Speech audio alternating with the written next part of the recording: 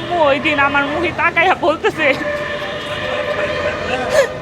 আমি মনে করতে পারতেছি না ওই কথাটা। আম্মু ওই দিন আমার দিকে তাকাইয়া বলতেছে, আম্মু অসুস্থ আছে, কিছু টাকা দে। আমি অনার্সে পড়ি, আমি একটা টাকা বের করতে পারি না আমার কাছ থেকে।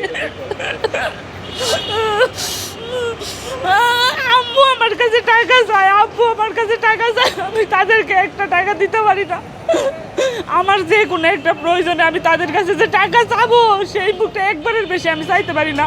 প্রথমবার চাইলে দ্বিতীয়বার আর আমি কোন মুখে যাবো তাদের কাছে? আমি অনার্স পড়ুয়া স্টুডেন্ট, আমি এখন বেকার। আমার আম্মুর প্রচুর অসুখ, শ্বাসকষ্ট, তারপরে ফুসফুসের একটু সমস্যা আছে। আমার আম্মুর 4-5 হাজার টাকা লাগে, প্রত্যেক মাসে ওষুধ লাগে। তো আম্মুর ওষুধ ফুরিয়ে গেছে ওই দিন আম্মু বলতেছে যে আমি কথা কইতেও পারতেছি না। ওই দৃশ্যটা আমার মুখ যখন চোখের সামনে বাইসা উঠে, আমার আম্মু আমাকে বলতেছে যে আমাকে কিছু টাকা দিতে পারবি, ওষুধ আনবো।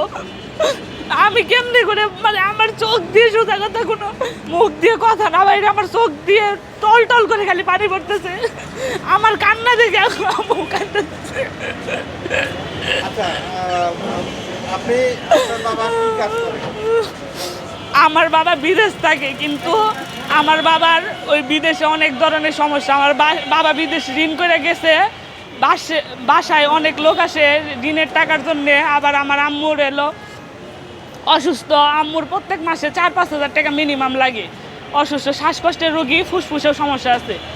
তো আমি পরিবারের বড় ছেলে, আমার অবশ্যই মা বাবার ইচ্ছা থাকে যে পরিবারের বড় ছেলে, এত বড় করছি পড়ালেখা করাইয়া, সে চাকরি কইরা বা যে কোনোভাবে আমাদের ফ্যামিলিটা চালাবো, একটু হইলেও সাহায্য করবো। কয়েকদিন ধরেই অনেক হতাশ, এই কারণেই যে আমি একজন অনার্স সেকেন্ড ইয়ার পড়ুয়া স্টুডেন্ট। আমার এসএসসি কমপ্লিট হয়েছে সায়েন্স ব্যাকগ্রাউন্ড থেকে, আমি চাকরি পাইতেছি না।